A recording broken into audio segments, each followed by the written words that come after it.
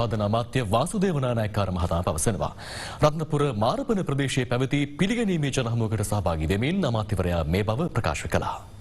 බීමට පැන් පොදක් නොලැබෙන කිසිවෙක් ඉන්න බෑ. මල පහ කරන්නට තැනක් නොමැති කිසිම පවුලක් තිබෙන්න බෑ. මේක තමයි ඉතින් මගේ දර්ශනය. මම හරියට යන්නේ අර ජල බිඳක් හොයාගෙන ඇවිදින මිනිහෙක් වගේ. පිපාසයෙන්. වැසිකිලි නැත්තේ වතුර නැත්තේ අඩු ආදායම් ලබන අය. මේක තමයි පන්ති ભેදයේ යථාර්ථය. මේ අනුව තමයි මුළු රටේ හැම දෙයකම අයිතිවාසිකම් බෙදෙන්නේ ඡන්දෙදී අර. මෙන්න මේකට උත්තරයක් හොයමින් තමයි මගේ ජීවිතේ මම අද වෙනකන් ඇවිත් තිබෙන්නේ. මගේ වයස අවුරුදු 81යිද. මගේ වයස අවුරුදු 15දී මගේ කිති කැවෙන්න පටන් ගත්තේ හෘද සාක්ෂිය. එදා ඉඳන් අද වෙනතුරු මම යන්නේ මෙන්න මේ අනාගතය හොයාගෙන. මේ ඇති නැති පරතරය පියවන අනාගත කවදාමට හමු වෙවිද දන්නේ. ඊට පෙර මම සමුගන්න පුළුවන්. නමුත් මම නැවතත් එන්නේ ඒ වෙනුවෙන්.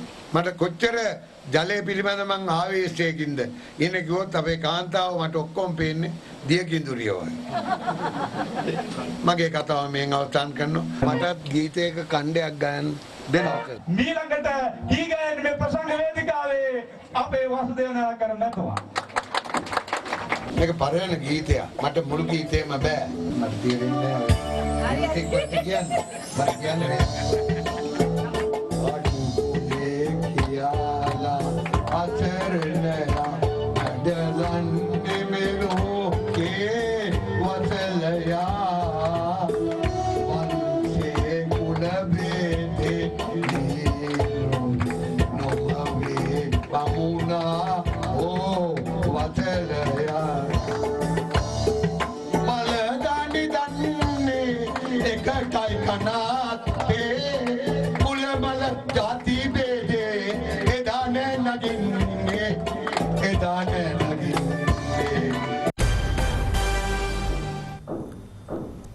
ප්‍රමාණවත් පහසුකම් පැවතියත් අද වන විට විනාශ වෙමින් පවතින පාසල් භූමියක් පිළිබඳව ඇලහැර ප්‍රදේශයෙන් අද දෙරණට වාර්තා වුණා.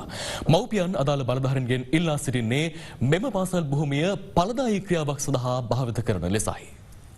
ඇලහැර ගොවි ජනපද ව්‍යාපෘතිය ආරම්භ කිරීමත් සමග ඉදි වූ දීර්ඝ ඉතිහාසයකට උරුමකම් කියන ඉරහඳ කෙටුවැව මහා විද්‍යාලයයි මේ. ඇලහැර අධ්‍යාපන කොට්ටාසයට අයත් මෙම පාසල මීට වසර 5කට පෙර දියපැතුම නගරයේ ආශ්‍රිත ස්ථානයකට රැගෙන ගොස් තිබෙනවා.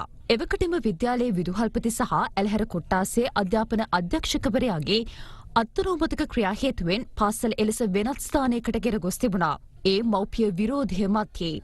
එහෙත් එහි පාසල් භූමියකට අවශ්‍ය පහසුකම් නොබැතිවීම හේතුවෙන් අද වන විට එහි සිප් සතර හදාරන දරුවන් දුෂ්කරතා රැසකට මුහුණ පා සිටින බව වාර්තා වනවා. පහසුකම් සහිත ගොඩනැගිලි 11ක් සහ ගුරු නිවාස 4කින් සමන්විත පැරණි පාසල් භූමිය අද වන විට දි รา පත් වෙමින් නැති අතර එය අද වන විට සමාජ විරෝධී ක්‍රියාවන්ට තෝතැන්නක් වී ඇති බවයි මව්පියන් පවසන්නේ. පරිගණක විද්‍යාගාරවල පහසුකම් ගන්න මේ දරුවෝ එතෙන්ට ගෙන යන්නට සිද්ධ වුණා. නමුත් එතන තිබුණේ ප්‍රාථමිකාංශයේ ගොඩනැගිලි දෙකක් විතරයි. එතන පුස්තකාලයක් නැහැ, නර්තන ශාලාවක් නැහැ, ඊළඟට සංගීත එකකයක් නැහැ, ශ්‍රව්‍ය දෘශ්‍ය එකකයක් නැහැ. අඩුම ගානේ බොණ්ඩ වතුරවත් නැහැ එතන ගත්තොත්. අද අපේ දරුවෝ කුකුල් කූඩු වල ඉන්න කුකුල් පැටව වගේ තමයි පාසලේ පන්ති කාමර වලට ගොනු වෙලා ඉන්නේ. පොල්ලතු අහගෙන ඉන්න ඉස්කෝලේ තියෙන අද පොළොන්නරු දිස්ත්‍රික්කයේ අධ්‍යාපන ඇමතිතුමා හරි මේකට යොමු කරලා මේකට වෘත්තීය පුහුණු මධ්‍යස්ථානයක් හෝ මේ ගමේ රැකියාව නැති මොන හරි ප්‍රශ්නයකට මේකට විසඳුමක් ලබා දෙන්න. මෙරට නැගෙනහිර පළාතේ වෙසෙන ඇතැම් මුස්ලිම් ජාතිකයින් අන්තවාදයට සම්බන්ධ බවට කරුණු අනාවරණය වුවද ඔවුන් අත්අඩංගුවට ගැනීම අන්තර්ජාතික වශයෙන් බලපෑම් එල්ල කළ හැකි බැවින් රාජ්‍යතාන්ත්‍රික මට්ටමින් ඒ ගැන සොයාබැලිය යුතුයයි හිටපු ජනාධිපතිවරයා සහ අගමැතිවරයා තීරණය කළ බව නීති හා සාමය අමාත්‍යාංශයේ හිටපු ලේකම් ජගත් පී විජේවීර මහතා පවසනවා. පාස්කුවේරදා ප්‍රහාරය සම්බන්ධයෙන් විමර්ශනය කරන ජනාධිපති පරීක්ෂණ කොමිසම හමුවේ සාක්ෂි ලබා දෙමින් ඔහු වැඩිදුරටත් පැවසුවේ අන්තවාදය සම්බන්ධයෙන් ශක්තිමත් ඍජු තීරණ ගැනීම සඳහා පැවති ආණ්ඩුවට පිටකොන්දක් නොතිබූ බවයි.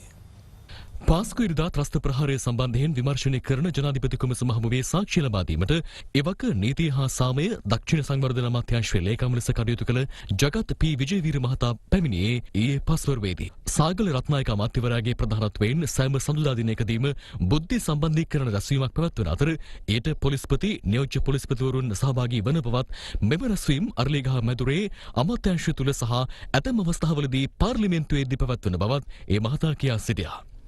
මෙවැනි නිලධාරීන් රැස්වූ අවස්ථාවේදී මෙරට මත්ද්‍රව්‍ය ඕදුර, පාතාල ඕදුර සහ ISIS ඕදුර ගැන සාකච්ඡා කළ බවත් මෙම රැස්වීම සඳහා නිලන්ත ජයවර්ධන මහතා සහභාගී නොවන බවත් ජාතික බුද්ධි ප්‍රධානී ලෙස කටයුතු කළ සිසිර මෙන්ඩිස් මහතා, යුද හමුදා බුද්ධි අධ්‍යක්ෂ, පොලිස් විශේෂ කාර්යාංශය, අපරාධ පරීක්ෂණ දෙපාර්තමේන්තුව සහ ත්‍රස්ත විමර්ශන කොට්ටාශය අධ්‍යක්ෂවරුන් එක්වන බවත් හිටපු ලේකම්වරයා සඳහන් කළා.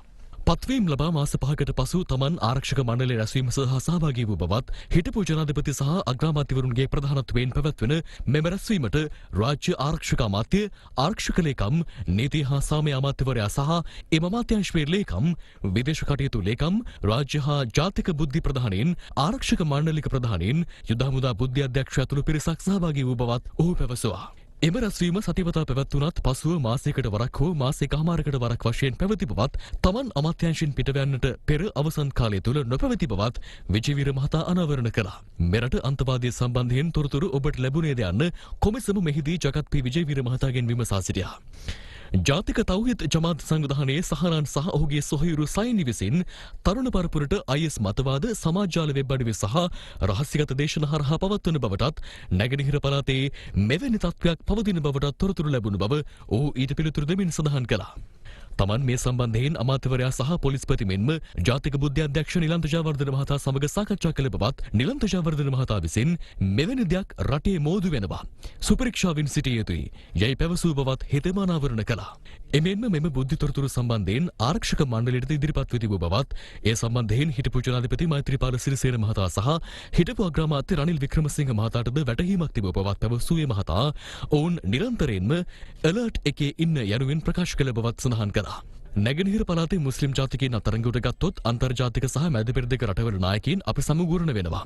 ඒ නිසා රාජ්‍යතාන්ත්‍රික මට්ටමින් ගැටලු මතුවේ යයි ආරක්ෂක රැස්වීම්වලදී ප්‍රකාශ වූ බව විජේවීර මහතා පැවසුවා. අනතුරුව රජයේ ජ්‍යෙෂ්ඨ අධිනේත්ඥවරයා විමසා සිටියේ ජනාධිපති මෛත්‍රීපාල සිරිසේන මහතා නියෝග නිකුත් කළාද යන්නයි. අත්තරංගුවට ගන්න නියෝග නිකුත් කළේ නැහැ. ආරක්ෂක මණ්ඩලයේ රැස්වීම් කැඳවන්නේ ජනාධිපති.